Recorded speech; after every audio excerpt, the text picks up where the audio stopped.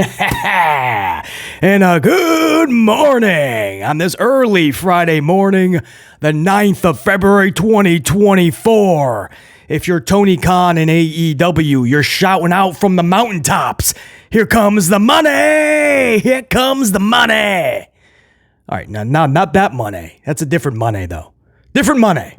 They're still shouting, here comes the money, but it's a much different money. It's Mercedes Moné Sasha Banks, formerly known as, headed to AEW. We have the latest and some interesting news on Sasha Banks, Mercedes Moné to AEW. A big update, and I really hope this comes to fruition because it's going to help her and it's greatly going to help that company. If what I am hearing is accurate. So we'll talk about that in this upload. A big signing for AEW. Also, we're going to talk the Dynamite rating because this is a shocking rating to BC. And it's stunning to me. We'll get into it. It'll be in this upload. We'll talk about it. But it's just it's a stunning number. And the reason why it's stunning, we'll talk about it.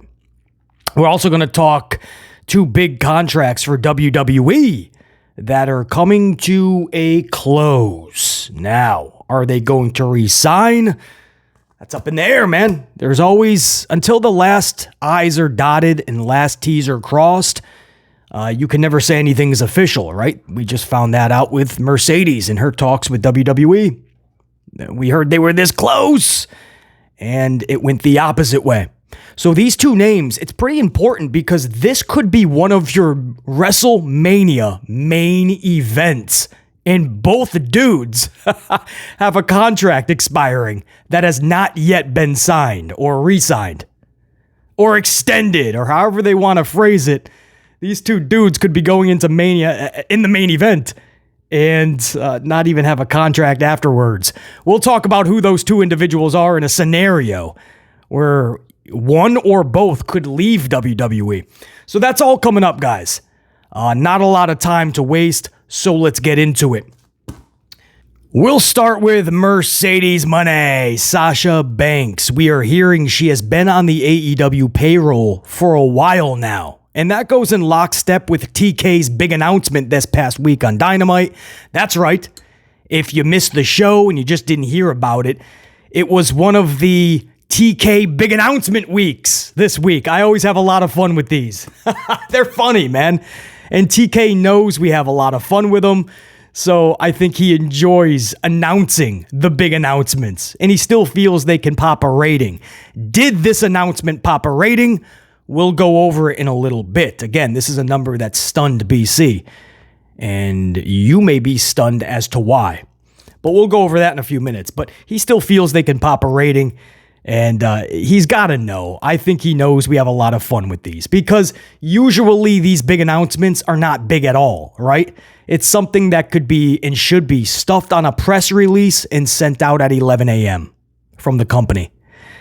Something like reality show. You know, AEW's doing a reality show. You had everybody tune in, all hyped up. Expectations up here on primetime television to say you got a reality show. So it's fun, right? It's fun because it's almost a game of how absurd can this get, right? Are they going to announce a partnership with IHOP? You know, are they going to this next small town in Canada for a Dynamite? That's the big announcement. Did Dan Garcia, maybe Dante Martin just re-sign with the company? Woohoo! Where's the streamers and pyro? Dante Martin, major award, major announcement. All in fun, obviously, man. So we have a lot of fun with it. But this was big. This lived up to the hype because it's exactly what a lot of us thought it could be about Mercedes Moné joining the company. Again, we're hearing already on the payroll, already with the company, but an actual debut.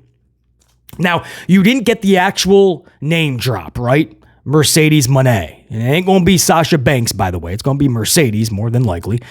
Too many trademarks on that name. But you didn't get the actual name drop for Mercedes, but TK did everything else. This announcement was about a big Dynamite on March 13th. It's approximately 33 days away from this recording. Big Dynamite titled Big Business. And by the way, in a lot of their promotional, the S's in Big Business, those are dollar signs. And if you're asking where Big Business is going to take place, Boston, Massachusetts, the TD Bank Arena. So, Boston, TK literally, he carved out this venue specifically for Mercedes Moné Sasha Banks. And from what we're hearing is he's got big plans for Mercedes when she gets there. That's huge. You say, well, BC, obviously, man, he's not just going to sign somebody and not have anything. No, that's not true at all. That happens all the time. That's one of the biggest frustrations for AEW is that people come in, they get some big matches, but it's not really a big long-term plan. Edge, for instance, he comes in, he rekindles this thing with Christian. Outside of that, there's no real plan for Edge. The ratings instantly went backwards for a reason. Just wasn't interesting enough to a lot of fans. CM Punk really didn't even have a long-term plan. It was all into the signing itself. And TK and many in AEW felt like that name alone was just going to pop the ratings and business will be booming from there. But you need really good storytelling on top of that. You need a plan for Punk and those around him. So much goes into this, especially when you're dealing with top names. Too many times we see people come in and they fall flat instantly, right? You can look at the female division with Paige, for instance, Saraya. Saraya comes in. It's the headlines after the debut, right? And everybody's talking about it, and she's got that initial feud. But outside of that, there's no real plan for the character of Saraya, her path after the first couple 2-3 feuds. You have to have this plan in effect from the jump of what you see her as. How are you going to view her, and how are you going to put that view into play? And AEW just brings in all of these top names, but they never really amount to too much, right? The ratings go backwards, the suspense and the thrill kind of subsides, the interest in the intrigue is subdued, and these are top names, man. AEW, if you look at their roster, has top names. There's no reason they're not pulling 1, 2, 1, 3 every single Wednesday, bare minimum. So when you hear that TK has big plans for Sasha Banks, Mercedes Moné, that's refreshing. It's one of those baby steps that shows you that the company is taking that corner. The company is growing up, and I mean that sincerely. That is a great thing. It's still a very young company. So you like to see these little decisions being made, like thought and wait, hold out for a debut. Have a big plan going forward. How do you see her in a year, 2 years? If it's a 3-year deal, what's your plan? I'm not talking about just feuds or her first couple of opponents, right? That gets worked out. You can't book that a year in advance, 2 years. That'll just come right back into your face. But you got to have an overall plan for the character and the trajectory of such.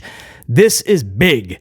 If it comes to fruition and Tony Khan actually has a plan for Mercedes Moné and just doesn't rest on the name itself, the career that she has established for herself, and hope that will make everybody tune in every week. You're going to have to really work hard with her to make this special. If you're wondering, right, immediately after the announcement, Mercedes Moné put out this statement, and it's more like lyrics. Let me know if this sounds familiar to you guys. I remember this was put out by Mercedes Moné right after the big announcement. I remember when I couldn't pay the rent. Now I own the whole building that I'm living in.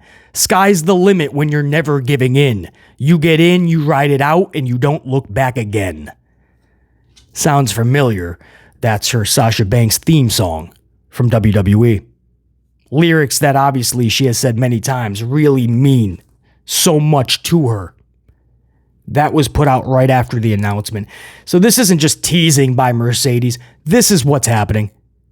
You guys remember she took that photo, I think WWE, I think it was Boston, Mass, at the TD Bank Arena, I believe, right? When WWE was at that show, and Mercedes took a picture outside of that arena. And everybody was like, oh, even BC was like, yeah, she was there visiting friends. She was maybe finalizing a contract, at the bare minimum, talking to HHH. Wow. She was already on the payroll at that time for AEW, we found out. So she knew exactly what she was doing. That was one of the best teases you possibly could have given with WWE in that arena. But you know that Tony Khan is specifically carving out that arena for you with big business, with dollar signs. She knew what she was doing. That's Mercedes, man. She's always thinking about her character, her trajectory, and what she wants to be known as and remembered as. And that's what makes her great in this business. Now, this has always been a pro Sasha Banks channel. If you're newer to the channel, I don't hide that fact, right? This channel was based on two peeps from the jump. That was Bray Wyatt and Sasha Banks, right? Those were just two individuals that I just always put on a pedestal. I always felt they were just character-wise, just presence-wise, aura-wise, just captivating-wise. Bray Wyatt and Sasha Banks just always did it for me. It's just to another level. Everybody's different, I understand. For BC, those are the two people. So yeah, am I pumped up to see Mercedes do her thing? No question. Is it at a time where I feel that AEW is turning a corner? Yes, I do feel that way. Which brings me into our next conversation, the Dynamite show from this past week, and subsequently their rating. I don't always get to watch Dynamite live. Wednesday night, like Tuesday night, is just a very busy night. A lot of writing that has nothing to do with pro wrestling. A lot of creativity that has nothing to do with pro wrestling. Just actual business. So I don't get to watch live. I got to watch a lot. I would say most of Dynamite this past Wednesday. And I gotta tell you guys, that was a complete show. Of course, you can tweak things around. Some things could have been better. Some things could have absolutely been worse. That was a complete show that I watched. I mean, I was pleasantly surprised. Usually everything is so rushed. They're using all 1,050 individuals on their roster. I'm trying to keep up. You have commentary, whether it used to be Excalibur or now Tony Schiavone, whoever wants to do it. Taz tries it at times, trying to tell you about 100 matches that are upcoming for Rampage, Collision, next week's Dynamite, Revolution, Revelation, Realization, whatever PLE they have coming up, pay-per-view. You're just getting 100 matches. I mean, I watched 10 minutes, 5 minutes of Dynamite. And it's like it induces a panic attack. It's too much. This week, they just took a breath. RELAX. They just settled down. They're just like, dude, let's just put together a fun show. What if we don't use 1,000 people? What if we don't rush everything? What if we just put together like a fun, captivating 2 hours? And when I say complete show, you guys know how this is what makes me very good at what I do. Not to pat myself on the back, but when I review these shows, I'm looking for everything, man, including the show arc itself. I'm looking for how the show is presented, top to bottom, start to finish, beginning to end. It has to have a flow. Otherwise, you have no show. You can have a segment or two that's really good, and that's what's talked about. When you talk about the show as a whole, you're going to get a different conversation. We started off with Hangman Page and Swerve. Now, that might not captivate you from the jump, right? Especially if you're like a casual fan. You're like, who? Hangman and Swerve? And if I told you they went like a half an hour, you'd really be like, no, I'm not giving Swerve and Hangman a half an hour. I'm not doing it. Two good wrestlers. I'm pretty sure they can put on a damn good match. I get it. I'm just not giving you a half an hour in my prime time for those two.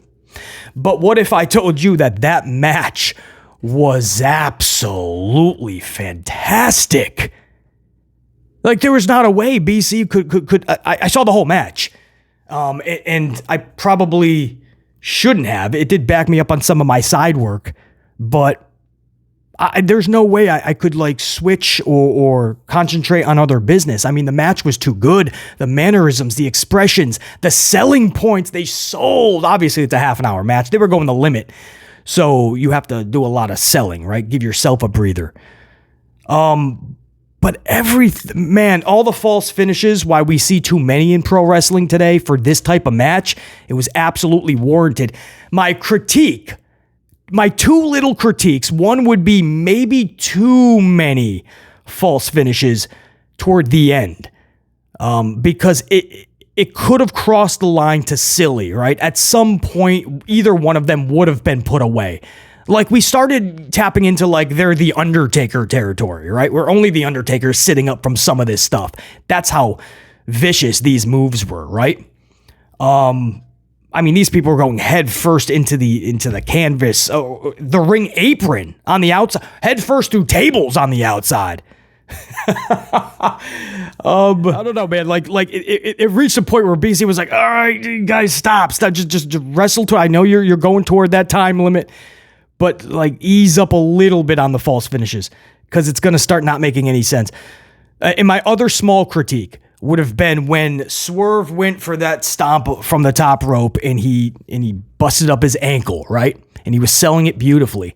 A few minutes later, he goes right back up to the top and he tries to deliver that coup de grace stomp yet again. And I'm like, and he misses again. And he's like, oh, my ankle. Or maybe he hit it actually. But he screwed up his ankle again. And I'm like, dude, obviously, you just rolled it when you tried it 2 minutes ago. So I'm like, why would you go back up when your ankle is supposedly severely injured? I mean, that's how you're selling it. And then I'm going to do the same move. On one hand, you can say, well, that's it, BC. He's risking it all, man, and he's going for it, even if he breaks an ankle in the process. I guess, right? That's the story you want to tell yourself for sure. But I just was like, no, you're going back up? You just busted up your ankle, bro. Just play the ground game for the last 3 minutes.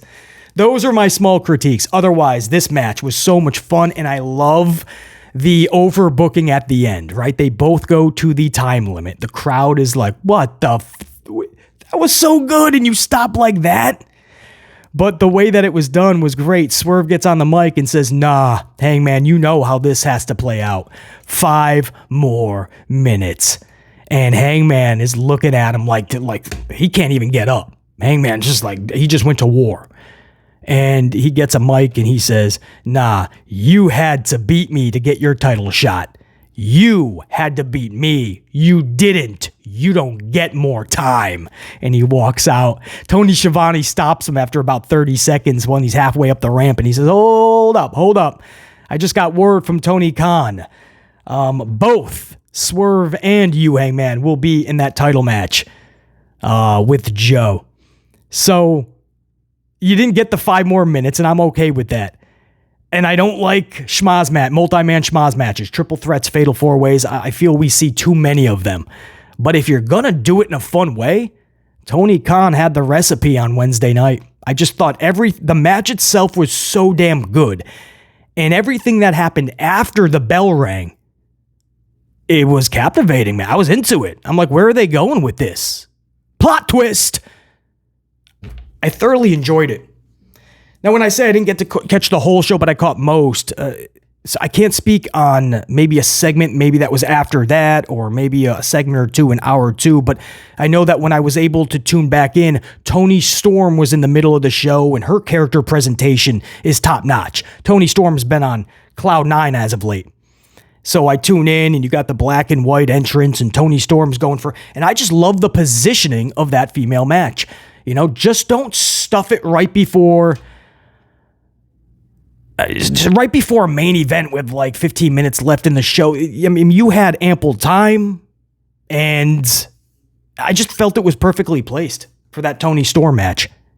And then you had the big announcement for Tony Khan that actually lived up to the hype. Didn't announce Mercedes by name, but big business in dollar signs, Boston, Massachusetts, And then we find out Sasha Mercedes has been on the payroll of AEW for a while. So she's telling you on the 13th of March, we are debuting Sasha Banks Mercedes Moné. That's what that announcement in effect did. So that was huge. That had so many people talking. And then you went into a main event for the tag title, Sting and Darby and Ricky and Big Bill. And not only was the match fun, Sting at 165 years old, still jumping off the balcony and rafters.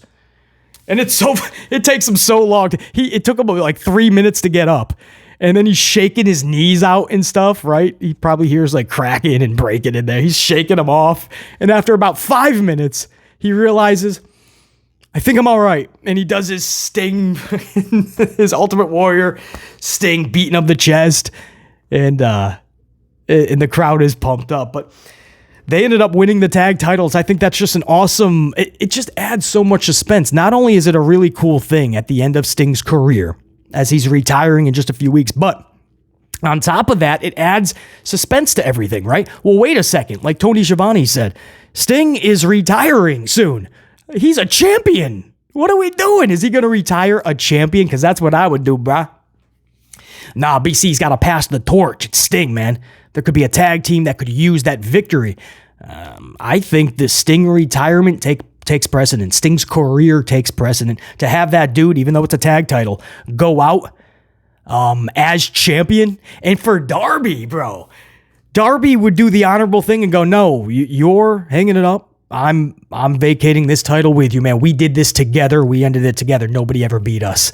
I think Darby gains a lot more from vacating that title with Sting in honor than he does losing this in defeat. I think this will greatly help Darby. So if you want Sting to help somebody on his way out, there's nobody better than Darby. But it wasn't just the tag title match and how that went down and the new title holders and how they did it. It was afterwards, man. Totally caught BC by surprise. The Young Bucks show up. Like they just came from a white wedding, by the way. I mean, they were like the 90s boy bands, and they're like freaking like in a music video. They just had pristinely white, I don't know, were they suits? Just white outfit. I mean, they came in with a mission to take out Sting and Darby Allin. I think they had like pipes, something, maybe it was bats. Maybe it was like Sting's bat. I thought it was pipes. I don't know. But they were dropping Sting and Darby Allin right where they stood like a stack of bricks. Blood all. And again, they were wearing white. So Darby's busted open. It's getting all over Matt and Nick Jackson's outfits. So it just looks cooler, the visual. Now, this isn't Shinsuke's Mist. This is Darby Allin. And the Young Bucks and Tony Schiavone's just like, there's no coming back from this. Their reputations have forever been destroyed as we go off the air. And those were the last words. That's fun. That's what you want. Not just, good night, everybody. Thanks for joining us. See you next week. Monday Night Raw, SmackDown, Dynamites, Rampage. They end like that too often. These are wrestling shows, man. Episodic. You got to tell a story. You have to have cliffhangers. You have to give us a reason to tune in the next week. You have to have a fun finish so that when we fade to black, like you're at the movie theater and you just saw a good movie and it fades to black, you don't immediately jump up, right? You're kind of thinking about the movie as you're looking at a black screen because it was that good. You want your wrestling show to give you that as a cliffhanger. I mean, this wasn't the most epic of cliffhangers per se, but this was a wild plot twist at the end, man. The Young Bucks went full savage mode and took out your new champions. This is the Young Bucks. A lot of people, BC included, said we should have seen for a long time now. Anyway, so all of that, BC was like, whoa, everything that I watched on this show just had a flow. Everything had a chance to breathe, from the first match of the night over a half an hour to the main event given ample time. The ladies, not just positioned in a just get it done segment, you know?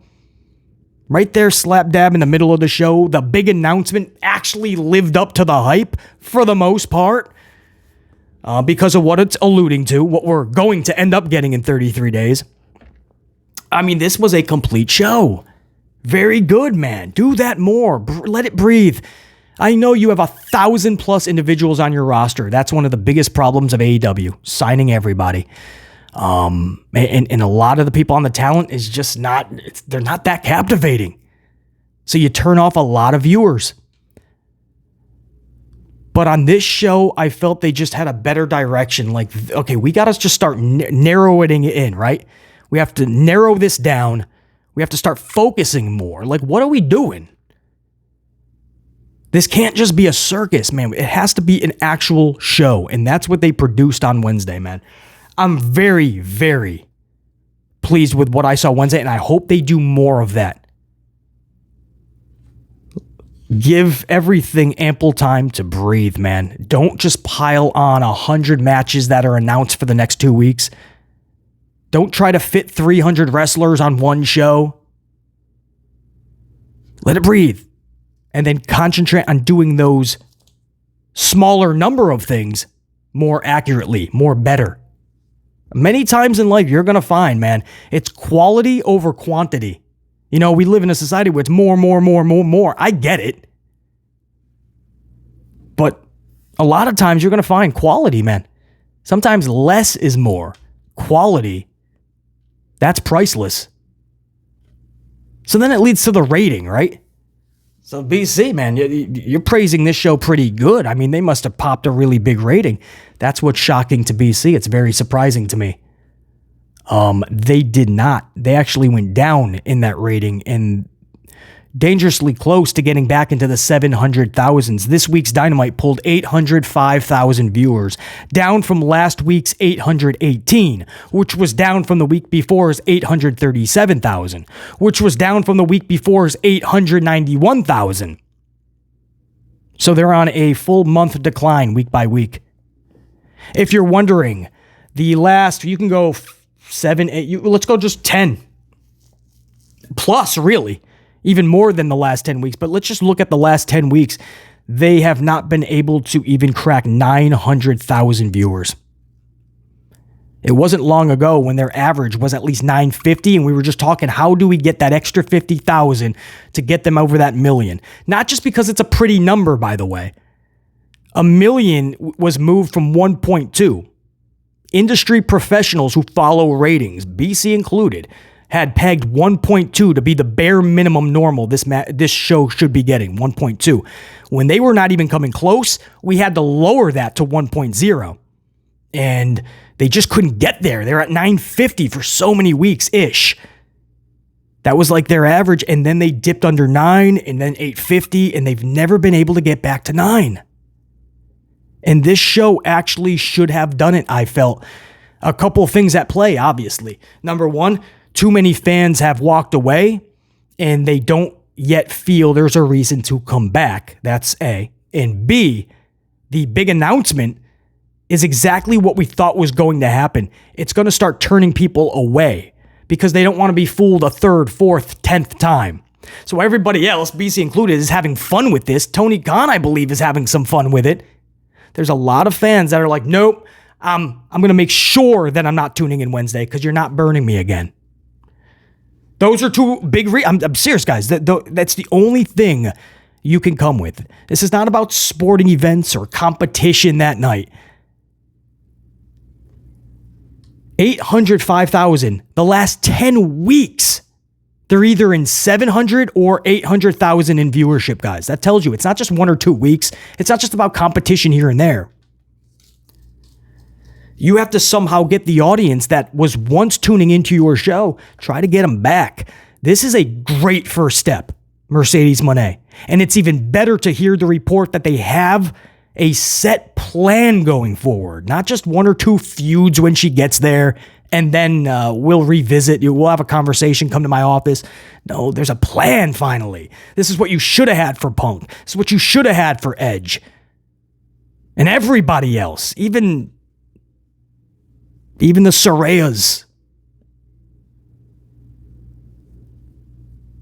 These are little things to maybe a lot, but these are so massive to BC, man. It shows that you're turning the corner. I think if they produce these type of shows, you bring in somebody like Mercedes and you have a real plan for them, that 805, They're roughly 800,000 viewers now. That will eventually get back to your 9 and 950. And if you stay the course, it's going to take a while. But if you stay the course, you'll pop that milli, man. And you don't even have to rest on big announcements to do it. So that stunned BC to see 805. Real quick, man, because I know all of that took a long time, much longer than I had thought or anticipated it to take. 2 big WWE contracts are expiring coming up. 2, and when I say big, guys, this could be one of your WrestleMania main events this year. We don't know what the main events are. I mean, as of 12 hours ago, it was Rock versus Roman. Then it's Cody versus Roman. And now we're hearing that is going to be switched yet again. This is just all part of WWE trying to navigate their way through this. But now we're hearing that it's not going to be set on Cody and Rock. So I don't even know what that means. It's best if you just move on and let them figure it out, and hopefully they just start making things make sense going forward, right? That's all we can say. But one of those big main events, Drew McIntyre versus Sethington Rollins, could be your main event. A rematch of a rematch of a rematch that we saw 617 times in the past. But at least this time you got a little bit more of a diabolical Drew, right? But he was already a tweener when they last fought the last couple of times, the last several months. So I don't know how many people are clamoring to see Drew versus Seth, but given everything that's going on, that could quite possibly be one of your main events. And the biggest problem with that, aside from a lot of fans not wanting that match, is the fact that both are not locked into new WWE deals. Drew McIntyre has yet to dot those I's and cross those T's and make his new WWE contract official. He's yet to do that. There was some reports saying they're still far off from a number. And Drew has other issues that he wants addressed before he's going to officially sign. Would they trust this dude in the main event of Mania if he is a wild card on even staying with the company? And on the flip side, Sethington Rollins, his contract also expiring early this year. So you have to think they usually like to put these contracts around WrestleMania time. So obviously he's signed through Mania. And on top of that, we already heard the reports he was taking time off after Mania. We thought it was just because of the banged up back, and then he got the banged up leg. So he needs plenty of time off. But we were already hearing that he was taking off after WrestleMania. Now we're hearing that the contract ends. Again, not a specific date, but you can pretty much pinpoint this to right after Mania. Was that requested time off before any nagging injuries? Was that just to try to get this deal done or go somewhere else? I just don't see that happening. Seth, by the way, talked all about this at this press conference last night. I think it was when they went off the air. Questions were being asked. Seth addressed his contract situation, and he did admit his contract is up early this year.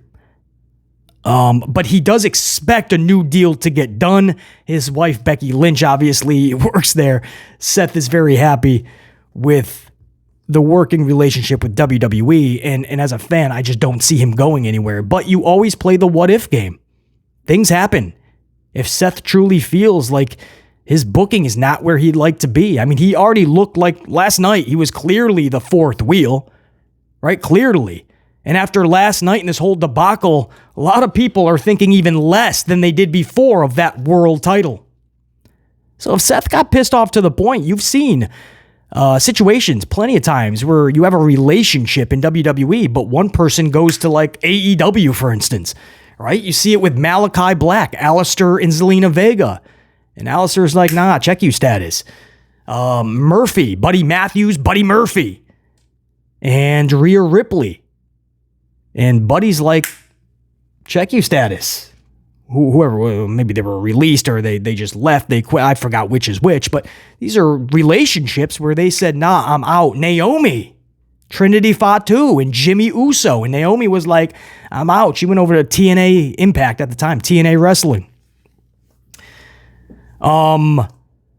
At the time that Brian Danielson went to AEW, the Bellas were still doing work, a lot of promotional for WWE. That's different now. Now WWE cannot stand the Bellas, the Garcias, and the Garcias cannot stand WWE. But at the time, Nikki and Brie were still doing a lot with WWE, and Daniel Bryan went over to AEW. And I'm sure there's many other situations, guys. Keith Lee went to AEW, but he was released, I believe, correct? Point is, and then you have Munchkin, Mia Yim, still with WWE. We could probably play this game for an hour. I mean, there's a lot of relationships where somebody just feels like they're going to be better off somewhere else, or they have to go to find themselves. So you never know with Seth. I'm just leaving that out there, that it's at least a possibility that he could take even more than just a few months off after Mania. And could you imagine somebody like Seth Rollins in AEW? Just picture it, man. I'm not saying it's going to happen, but, that's why contracts are negotiated. And, if somebody else is throwing a boatload of cash and they say, dude, we're going to offer you this, this, and this, you'd be a fool to at least not entertain it. Interesting, man. It's very interesting because that's one of the main events being talked about, which doesn't feel like a Mania 40 main event, probably because I've seen this match so many times. But Seth Rollins versus Drew McIntyre, and it's even it's even more wild because both dudes, their contracts are ending right after Mania. It brings me back to Brock Lesnar versus Goldberg, Stone Cold, the special guest referee, WrestleMania 20 years ago. And both dudes were leaving the company, Brock and Goldberg. They were both leaving after that match. The NYC crowd knew that, so they just panned the entire match. It was wild, man. So anyway, guys, that's what I got for you. This went a lot longer than I had anticipated, but good conversation. For sure. For all the, thank you guys, man, for smashing those ups. I appreciate that. And for the coffees, I know a lot of you guys chuck in super thanks, super chat coffees down below at BC in the channel. I appreciate that big time. I don't have the finalized list in front of me, but I know it's been such a wild week in the pro wrestling world. I've been trying to get as much content as I can for you guys because I know you really want to talk about all this and get BC's take. So, but just know, man, I absolutely appreciate all of the coffees you guys are chucking, man. Big time. Never needed, always appreciated. So with that said, until next time, and there will be that next time, like SmackDown tonight. So sometime with maybe after SmackDown, I'll try to get that upload to you, the review of SmackDown. But until that next time, and there will be that next time, top guys, we're out. BC saying check you. Peace.